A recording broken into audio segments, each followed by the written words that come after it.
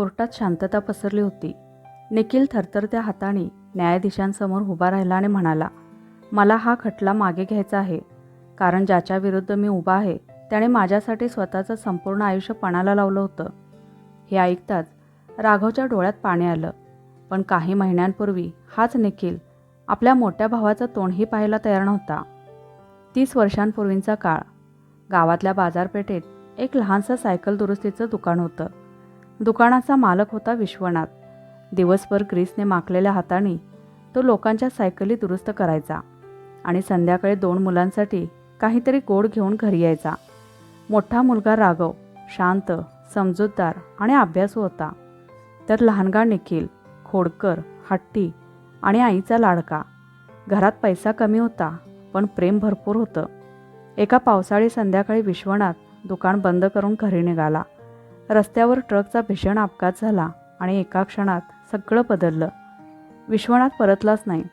त्या रात्री घरातला दिवा जळत होता, पण घरातल्या प्रत्येकाच्या आयुष्यात अंधार उतरला होता. आई शारदा कोसळली होती. राघव तेव्हा फक्त 17 वर्षांचा होता. 12वीची परीक्षा काही महिन्यांवर आली होती. शिक्षक म्हणायचे, हा मुलगा इंजिनियर होईल. पण घरात भाकरीचा प्रश्न उभा राहिला. दुसऱ्याच दिवशी राघवने पुस्तकं कपाटात ठेवली. शाळेची बॅग गुंडाळून माळ्यावर टाकली. शारदाने विचारलं, हे काय करतोयस? राघव शांतपणे म्हणाला, आई, आता पुस्तकांपेक्षा घर महत्त्वाचं आहे. पण तुझं शिक्षण, माझं शिक्षण पुन्हा होईल. आधी निखिलचं भविष्य वाचलं पाहिजे. त्या दिवसापासून राघव सकाळी दूध वाटायचा, दुपारी शेतात मजुरी करायचा, संध्याकाळी वडिलांचं सायकलचं दुकान चालवायचा आणि रात्री बाजारात माल उतरवायचं काम करायचा. दिवसाचे 18 तास तो काम करत होता. त्याच्या हातांवर फोड आले, चेहरा उन्हाने काळवंडला, पण त्याच्या चेहऱ्यावर तक्रार नव्हती. निखिल लहान होता. त्याला एवढंच माहिती होतं की दादा रोज कामाला जातो आणि त्याच्यासाठी चॉकलेट घेऊन येतो. एक दिवस निखिल शाळेतून रडत घरी आला. वर्गातल्या मुलांनी त्याच्या फाटलेल्या बुटांची चेष्टा केली होती. तो रडत म्हणाला, मला उद्या नवीन बूट पाहिजेत, नाहीतर मी शाळेत जाणार नाही. राघवच्या खिशात तेव्हा फक्त 100 रुपये होते. त्या पैशात घराचं धान्य घ्यायचं होतं. रात्री तो काही न बोलता बाजारात गेला. दुसऱ्या दिवशी सकाळी निखिलच्या पलंगाजवळ नवीन बूट ठेवलेले होते. निखिल आनंदाने उड्या मारत शाळेत गेला. पण त्या दिवशी राघवने स्वतः काहीही खाल्लं नव्हतं. सलग 2 दिवस तो फक्त पाण्यावर होता. आईला हे कळलं तेव्हा तिच्या डोळ्यातून अश्रू वाहू लागले. वर्ष सरत गेली.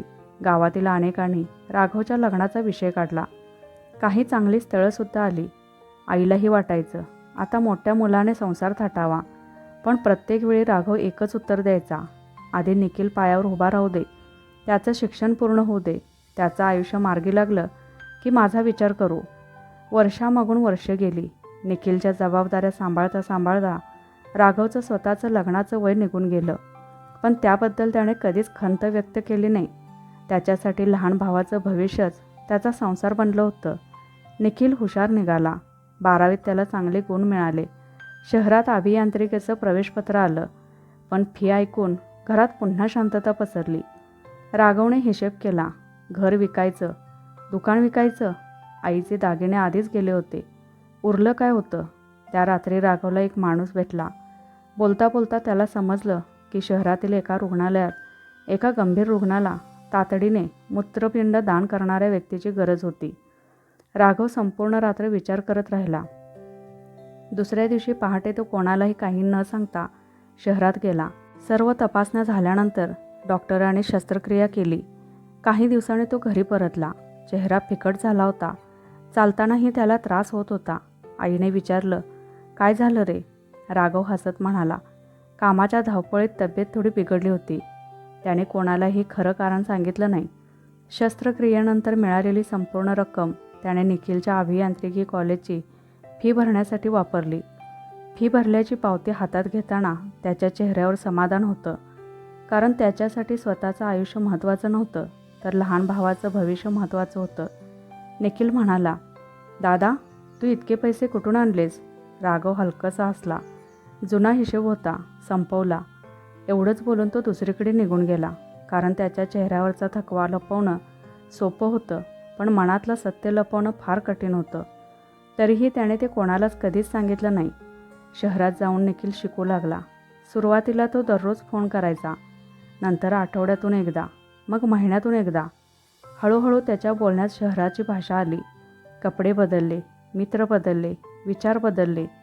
एका दिवशी त्याने फोनवर सहज विचारलं, दादा, गावात अजूनही तेच दुकान चालवतोस? राघव हसत म्हणाला, हो, तेच दुकान आपल्याला अजूनही 2 वेळचं जेवण देतं. निखिल शांत झाला. कॉलेज पूर्ण झालं. मोठ्या कंपनीत नोकरी मिळाली. पहिला पगार आला. गावात सगळे म्हणत होते, आता राघवचे दिवस बदलणार. राघव मात्र नेहमीसारखा सकाळी दुकान उघडून बसला होता. काही दिवसांनी निखिल मोठ्या कारमधून गावात आला. त्याच्यासोबत त्याच्या ऑफिसमधले मित्रही होते. त्यांनी दुकानाकडे पाहिलं आणि एकमेकांकडे बघून हसले. निखिलने त्यांना सांगितलं, हे आमच्या गावातलं जुनं दुकान आहे. त्याने माझ्या दादाचं दुकान हे शब्द उच्चारलेच नाहीत. राघवने ते ऐकलं. क्षणभर त्याच्या चेहऱ्यावरची स्मितरेषा हलली, पण पुढच्या क्षणी तो पुन्हा ग्राहकाच्या सायकलचं चाक सरळ करण्यात गुंतला. त्या संध्याकाळी शारदाने विचारलं, मनाला लागलं ना? राघव शांतपणे म्हणाला, आई, शहरात राहणारे माणसं कधीकधी गाव लपवतात, पण मला खात्री आहे माझा भाऊ मला कधीच लपवणार नाही. राघवला माहिती नव्हतं, वेळ बदलत होती आणि बदलत्या वेळेसोबत निखिलच्या मनातही काहीतरी बदलत होतं, जे एके दिवशी फक्त भावाचं मनच नाही तर संपूर्ण कुटुंबाचं आयुष्य उद्ध्वस्त करणार होतं. निखिलची नोकरी लागून 2 वर्ष झाली होती. शहरात त्याने स्वतःचं वेगळं जग उभं केलं होतं. मोठं ऑफिस, चांगला पगार, नवीन मित्र, मोठ्या लोकांमध्ये उठबस, या सगळ्यात गाव, दुकान आणि राघव हळूहळू त्याच्या आयुष्याच्या मागच्या पानावर जाऊ लागले. पण राघवच्या दिवसात मात्र काहीच बदल झाला नव्हता. सकाळी दुकान उघडायचं, दुपारी आईला औषधं द्यायची, संध्याकाळी घरचा खर्च भागवायचा आणि रात्री दुसऱ्या दिवसाचा विचार करत झोपायचं. त्याने कधीही निखिलकडे पैशांची मागणी केली नाही. उलट प्रत्येक फोनवर तो एकच प्रश्न विचारायचा, जेवण वेळेवर करतोस ना? एके दिवशी निखिलचा फोन आला. आवाजात उत्साह होता. दादा, माझं लग्न ठरलंय. राघवच्या चेहऱ्यावर आनंद फुलला. खरंच? कोण आहे मुलगी? तिचं नाव मृणाल, आमच्या ऑफिसमध्येच काम करते. खूप छान, मग आता तयारीला लागायला हवं. निखिल काही क्षण शांत राहिला, मग म्हणाला, दादा, लग्न शहरात होणार आहे, मोठ्या हॉटेलमध्ये. तिच्या घरच्यांची तशी इच्छा आहे. ठीक आहे, आनंदात करा. आणि एक गोष्ट, बोल. तू दुकानातले कपडे घालून येऊ नकोस, मी तुझ्यासाठी सूट पाठवतो. राघव हसला. अरे, मला सूट कशाला? दादा, तिथे सगळे मोठे लोक असतील, माझी इमेज आहे. त्या एका शब्दाने राघवच्या मनात काहीतरी तुटलं, पण त्याने ते आवाजात येऊ दिलं नाही. ठीक आहे रे. लग्नाची तयारी सुरू झाली. राघवने दिवसरात्र मेहनत करून लग्नासाठी पैसे जमवले. निखिलला काही कमी पडू नये म्हणून त्याने दुकानातील अनेक वर्षांची काही महागडी साधनंसुद्धा विकली. आईला त्याची कल्पना नव्हती. लग्नाच्या दिवशी राघव वेळेआधीच हॉटेलमध्ये पोहोचला. अंगात निखिलने पाठवलेला सूट होता, पण पायात मात्र त्याचे जुनेच बूट होते. हॉटेलमध्ये सगळीकडे रोषणाई होती. मोठमोठे उद्योगपती, अधिकारी, डॉक्टर, व्यावसायिक आले होते. राघव शांतपणे एका कोपऱ्यात उभा राहिला. निखिल पाहुण्यांचं स्वागत करत होता. त्याच्या काही मित्राने राघवकडे पाहिलं आणि विचारलं, हे कोण?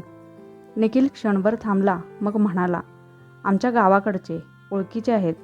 राघवच्या कानावर ते शब्द स्पष्ट पडले.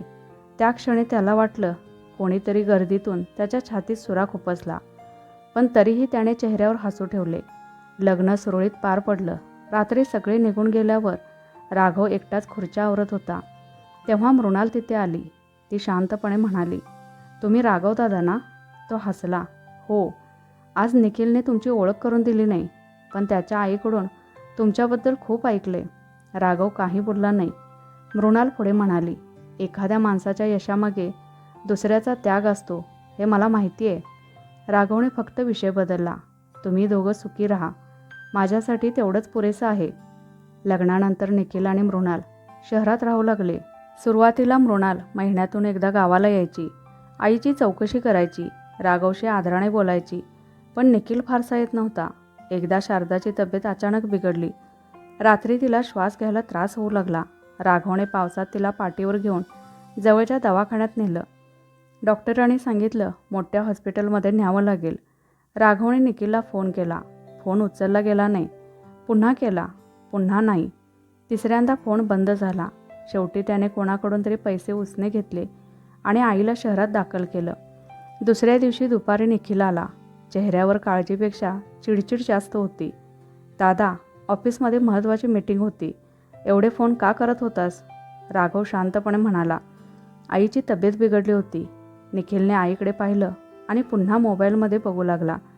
शारदाने ते पाहिलं पण काही बोलली नाही. काही दिवसांनी आई बरी झाली. घरी परतल्यावर एका संध्याकाळी तिने राघवला विचारलं, तू कधी स्वतःसाठी जगणार? राघव हसला. माझं जगणं म्हणजे तुम्ही दोघं. शारदाच्या डोळ्यात पाणी आलं. ती काही बोलणार इतक्यात बाहेर एक आलिशान कार येऊन थांबली. निखिल उतरला. त्याच्या चेहऱ्यावर एक वेगळाच आत्मविश्वास होता. घरात येताच तो म्हणाला, दादा, आता हे जुनं घर आणि दुकान विकून टाकूया. इथे काही भविष्य नाही. त्या जागेवर मोठा प्रोजेक्ट येणार आहे. आपल्याला खूप पैसे मिळतील. राघवने शांतपणे उत्तर दिलं. हे घर बाबांच्या आठवणीचं आहे आणि हे दुकान माझ्यासाठी फक्त दुकान नाही. निखिलचा चेहरा कठोर झाला. आठवणी खाऊन कोणी जगत नाही दादा, पैसा लागतो. राघव त्याच्याकडे पाहत राहिला.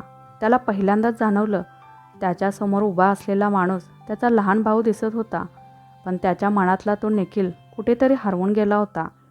निखिलच्या त्या प्रस्तावानंतर घरात एक विचित्र शांतता पसरली. राघवने विषय तिथेच थांबवला, पण निखिल थांबणाऱ्यांपैकी नव्हता. दुसऱ्याच आठवड्यात तो पुन्हा आला. यावेळी त्याच्यासोबत 2 अनोळखी माणसं होती. त्याने घराभोवती फेरफटका मारला, दुकानाचं मोजमाप केलं आणि जमिनीबद्दल आपापसात चर्चा सुरू केली. राघव दुकानातून बाहेर आला आणि शांतपणे विचारलं, हे कोण? निखिल सहजपणे म्हणाला, बिल्डरचे लोक आहेत. आधी जागा बघतायत. राघवच्या चेहऱ्यावरचं हसू पहिल्यांदाच पूर्णपणे नाहीसं झालं. तो म्हणाला, मी अजून होकार दिलाच नाही. निखिलचा आवाज चढला. तुझा होकार नकार आता किती महत्त्वाचा आहे? ही मालमत्ता माझी आहे. राघव काही बोलला नाही. त्याने फक्त त्या माणसांना नम्रपणे सांगितलं, आज तुम्ही जा. घरचा निर्णय झाल्यावर बोलू. ते निघून गेले. पण निखिलचा राग तसाच होता. त्या रात्री आईने दोघांना एकत्र बसवलं. घरासाठी भांडू नका रे. तुमच्या बाबाने हे घर प्रेमाने उभं केलं. निखिल म्हणाला, आई, भावना वेगळ्या आणि वास्तव वेगळं. शहरात संधी मिळते, इथं बसून काही होणार नाही. राघव फक्त एवढंच म्हणाला, घर विकून मोठं होता येत असेल तर प्रत्येक श्रीमंत माणूस सुखी असता. काही दिवसांनी राघवला गावात कळलं की निखिलने बिल्डरकडून आगाऊ रक्कम घेतल्याची चर्चा सुरू आहे. त्याला विश्वास बसत नव्हता. त्याने निखिलला फोन केला, हे खरं आहे का? निखिल म्हणाला, व्यवहार पुढे न्यायचा असेल तर काही गोष्टी आधी कराव्याच लागतात. पण माझी परवानगी? दादा, तू कायम भूतकाळ जगतोस. फोन कट झाला. राघव बराच वेळ दुकानात एकटाच बसून राहिला. त्या दिवशी एका वृद्ध ग्राहकाची सायकल दुरुस्त करताना त्याच्या हातून पहिल्यांदाच चूक झाली. वृद्ध म्हणाला, काय रे, आज लक्ष कुठं आहे? राघव फक्त हसला. संध्याकाळी मृणाल एकटीच गावात आली. तिच्या चेहऱ्यावर चिंता होती. ती थेट राघवकडे आली आणि म्हणाली, दादा, मला तुमच्याशी बोलायचं आहे. दोघे दुकानाबाहेरच्या बाकावर बसले. मृणाल म्हणाली, निखिल खूप बदललाय. त्याला आता पैशांशिवाय काही दिसत नाही. मी त्याला खूप समजावलं पण तो ऐकत नाही. राघव शांतपणे म्हणाला, त्याला दोष देऊ नकोस. कधी कधी यश माणसाला बदलतं. मृणालच्या डोळ्यात पाणी आलं. तुम्ही त्याच्यासाठी एवढं केलं आणि तो? राघवने तिचं वाक्य मध्येच थांबवलं. त्याने माझ्यासाठी काही करावं म्हणून मी त्याच्यासाठी जगलो नव्हतो. मृणाला त्या शब्दाचं ओझं जाणवलं. ती निघून गेली. काही दिवसांनी गावात मोठी ग्रामसभा होती. त्याच दिवशी बिल्डरचे प्रतिनिधीही आले होते. अनेक गावकरी जमले होते. चर्चेदरम्यान निखिल अचानक उभा राहिला आणि सगळ्यांसमोर म्हणाला, हे घर आणि दुकान लवकरच पाडलं जाणार आहे. इथे नवीन कॉम्प्लेक्स उभा राहील. गावात कुजबूज सुरू झाली. राघव हळूहळू उठला. त्याने एकदाही आवाज चढवला नाही. तो फक्त म्हणाला, जोपर्यंत मी जिवंत आहे तोपर्यंत हे घर विकलं जाणार नाही. निखिल संतापला. मग लक्षात ठेव, मीही मागे हटणार नाही. त्या दिवसानंतर दोघांमध्ये बोलणंच बंद झालं. आईची तब्येत पुन्हा ढासळू लागली. तिला मुलांमधला दुरावा सहन होत नव्हता.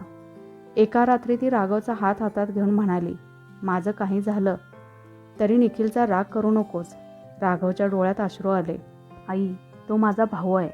त्याच्यावर रागवण्यापेक्षा मी स्वतःवर रागवेन.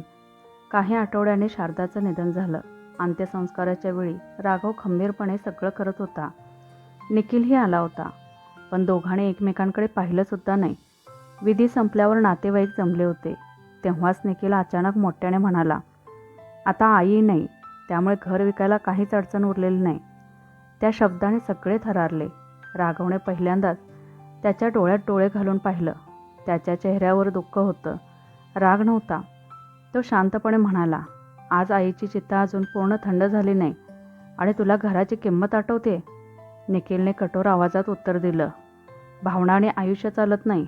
राघव काही बोलला नाही. तो घरात गेला. भिंतीवर टांगलेला बाबांचा जुना फोटो हातात घेतला. त्यावरील धूळ अलगद पुसली. त्याच्या चेहऱ्यावर एक निर्णय स्पष्ट दिसत होता. तो आता स्वतःसाठी नाही, तर त्या घराच्या सन्मानासाठी उभा राहणार होता. राघवने बाबांचा फोटो पुन्हा भिंतीवर लावला आणि शांतपणे अंगणात येऊन बसला. घरभर आईच्या आठवणींचा सुगंध अजूनही दरवळत होता. प्रत्येक भिंत, प्रत्येक वस्तू, प्रत्येक कोपरा त्याच्याशी बोलत असल्यासारखा वाटत होता. निखिल दुसऱ्या दिवशी सकाळीच शहरात निघून गेला. जाताना त्याने एवढंच म्हटलं, मी वकिलांमार्फत नोटीस पाठवतो. राघवने उत्तर दिलं नाही. काही दिवसांनी खरंच कोर्टाची नोटीस आली. घराच्या मालकीवर दावा दाखल करण्यात आला होता. गावभर चर्चा सुरू झाली. अनेकांनी राघवला समजावलं, तडजोड करून टाक, एवढं आयुष्य कष्ट केलंस, आता शांत राहा. पण राघव म्हणाला, मी पैशांसाठी लढत नाही, मी नात्यांच्या शेवटच्या श्वासासाठी उभा आहे. न्यायालयात पहिली तारीख पडली. दोन्ही भाऊ अनेक वर्षांनी समोरासमोर उभे होते. न्यायाधीशाने विचारलं, तडजोडीची शक्यता आहे का? राघवने निखिलकडे पाहिलं. त्याच्या नजरेत अजूनही प्रेम होतं. निखिलने मात्र निर्विकारपणे उत्तर दिलं, नाही. खटला पुढे गेला. त्या दिवसानंतर राघव पूर्वीपेक्षा अधिक शांत झाला.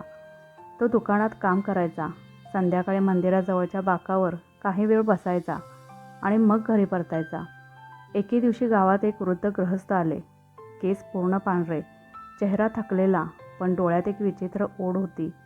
त्याने राघवच्या दुकानात येऊन विचारलं, तूच राघव? राघवने मान हलवली. वृद्ध काही वेळ त्याच्याकडे पाहत राहिले. मग म्हणाले, तुझ्यात तुझ्या वडिलांचा चेहरा दिसतो. राघवने त्यांना बसायला खुर्ची दिली. त्यांना सायकल दुरुस्त करायची नव्हती. ते फक्त शांत बसले होते. निघताना त्यांनी एवढंच म्हटलं, काही नाते रक्ताने नाही तर त्यागाने मोठे होतात, ते कधी विसरू नकोस. राघवला त्यांचा अर्थ समजला नाही. काही दिवसांनी तेच वृद्ध पुन्हा आले. यावेळी त्यांनी घरही पाहिलं. भिंतींकडे, अंगणाकडे, दुकानाकडे ते इतक्या बारकाईने पाहत होते की राघवला आश्चर्य वाटलं. त्यांनी विचारलं, हे घर विकणार आहेस का? राघव हसला. जिवंत असेपर्यंत नाही. वृद्धाच्या चेहऱ्यावर समाधान उमटलं. ते निघून गेले. दुसरीकडे निखिलचा व्यवसाय अडचणीत सापडू लागला. त्याने त्या लोकांवर विश्वास ठेवला होता, त्यांनी त्यालाच फसवलं. मोठी गुंतवणूक अडकली. बँकेचे हप्ते थकले. कंपनीतही त्याच्यावर दबाव वाढला. पण तरीही त्याने गावात याची कल्पना दिली नाही. उलट घर विकण्याचा हट्ट आणखी वाढवला. त्याला वाटत होतं, घर विकले की सगळे प्रश्न सुटतील. एका संध्याकाळी मृणालने त्याला विचारलं, तुला खरंच घर विकायचं आहे की तुला स्वतःच्या चुका झाकायच्या आहेत? निखिल संतापला. तुला काही माहीत नाही. मृणाल शांतपणे म्हणाली, मला एवढंच माहिती आहे की ज्याने तुला वडिलांसारखं वाढवलं त्याच्याविरुद्ध तू कोर्टात उभा आहेस.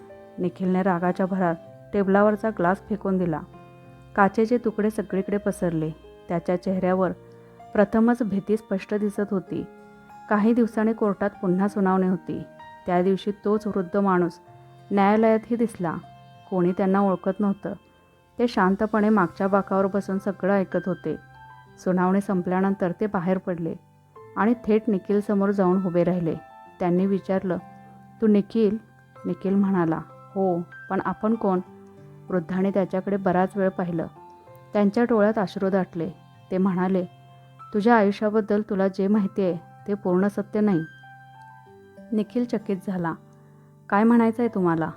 वृद्धाने खोल श्वास घेतला. आज नाही, पण खूप वर्षांपासून माझ्या मनावर एक ओझं आहे. ते आता जास्त काळ लपवून ठेवणं शक्य नाही. इतकं बोलून ते निघून गेले. निखिल त्यांच्या मागे धावला, पण गर्दीत ते दिसेनासे झाले. त्या रात्री निखिलला झोप लागली नाही. पहिल्यांदाच त्याच्या मनात प्रश्न निर्माण झाला, कोण होता तो वृद्ध? त्याला आपल्या आयुष्याबद्दल काय माहिती होती? आणि सर्वात महत्त्वाचं म्हणजे ज्या सत्यामुळे 2 भावांचं नातं तुटलं ते सत्य खरंच राघवविरुद्ध होतं की अनेक वर्षांपासून निखिलचं चुकीच्या समजुतीत जगत होता. त्या प्रश्नाचं उत्तर त्याच्या आयुष्यालाच नाही तर राघवच्या आयुष्यभराच्या त्यागालाही कायमचा न्याय देणारं होतं. त्या रात्रीनंतर निखिल पूर्णपणे अस्वस्थ झाला. सकाळ होताच त्याने त्या वृद्धाचा शोध सुरू केला. न्यायालयाजवळ, बसस्थानकात, मंदिरात, बाजारात, जिथे जिथे शक्यता होती तिथे तो फिरला. अखेर दुपारी नदीकाठी असलेल्या जुन्या विश्रामगृहात ते त्याला दिसले. ते एकटेच बाकावर बसले होते. निखिल धापा टाकत त्यांच्यासमोर उभा राहिला. काल तुम्ही जे बोललात त्याचा अर्थ काय होता? वृद्धाने शांतपणे त्याच्याकडे पाहिलं. तू खरं ऐकायला तयार आहेस का? कारण काही सत्य माणसाचं आयुष्य बदलून टाकतं. निखिलने मान हलवली. वृद्ध म्हणाले, माझं नाव गजानन आहे. अनेक वर्षांपूर्वी मी तुमच्या वडिलांसोबत काम करायचो. तुमच्या घरात येणं जाणं होतं. तुमच्या बाबांच्या अपघाताच्या दिवशी मीही त्यांच्यासोबत होतो.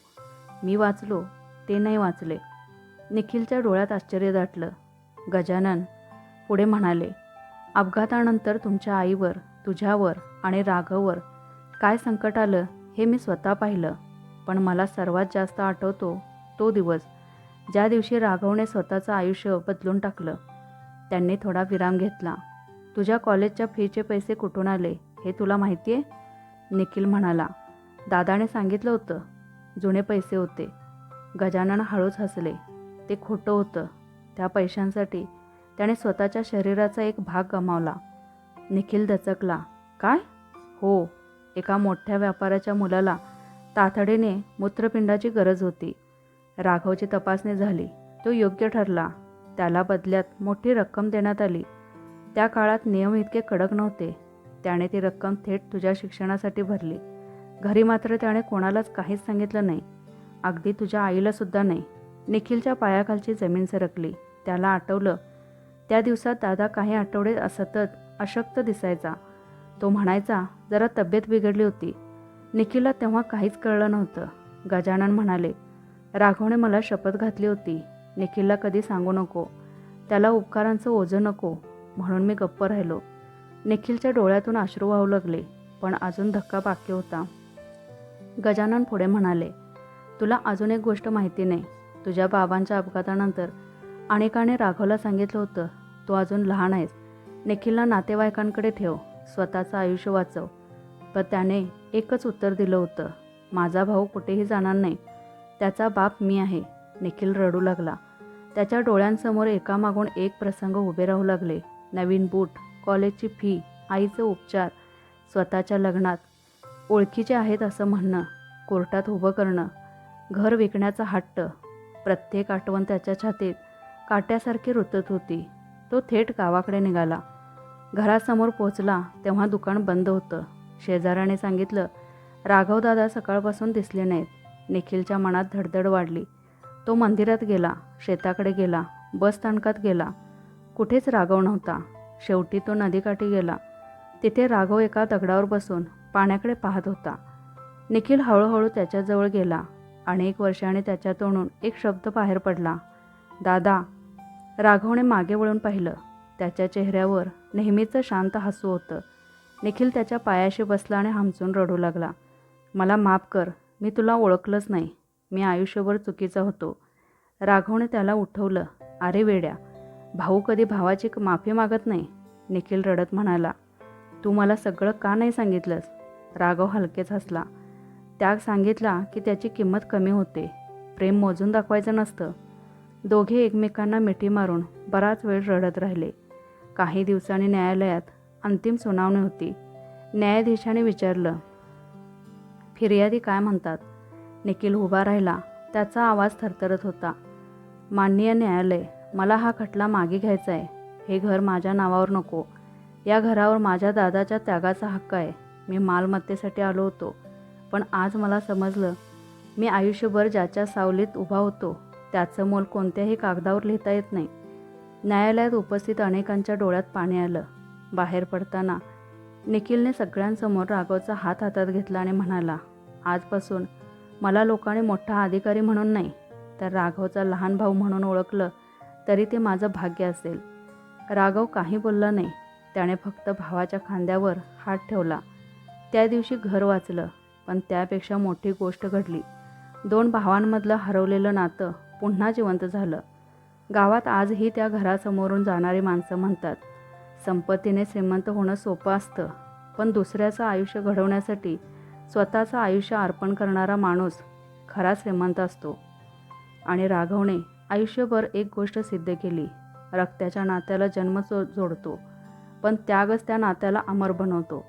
तर मित्रांनो, आजची कथा कशी वाटली ते कमेंट करून नक्की सांगा. कथा आवडल्यास लाईक शेअर करा आणि चॅनलवर नवीन असाल तर चॅनलला सबस्क्राईब करा. धन्यवाद.